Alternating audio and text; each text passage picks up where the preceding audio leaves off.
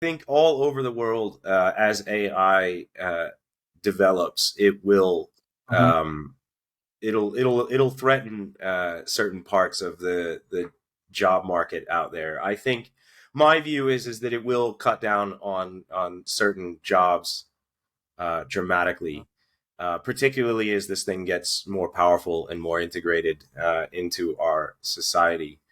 Hmm. It all depends on a lot of different variables. It depends on how governments regulate this thing. It depends on a lot of different factors. And then there's always people who argue that it'll create new jobs and whatever. I don't know Hmm. exactly how it's going to play out, but it certainly appears to be very threatening to a lot of different jobs. Like I know I use it for things that I used to rely on other people for, whether it's managing Uh-huh. our company's social media or whether it's drafting legal contracts.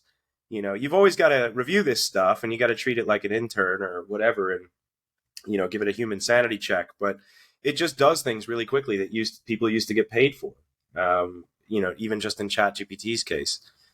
Uh, Hmm. so so I think it is an issue, but I would encourage. I don't know.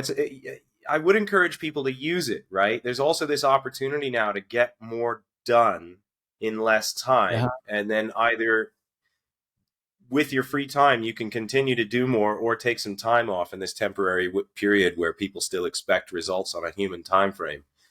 In the Hmm. future, I think we're all going to be under pressure to produce more faster as everybody integrates AI and expects other people to use AI.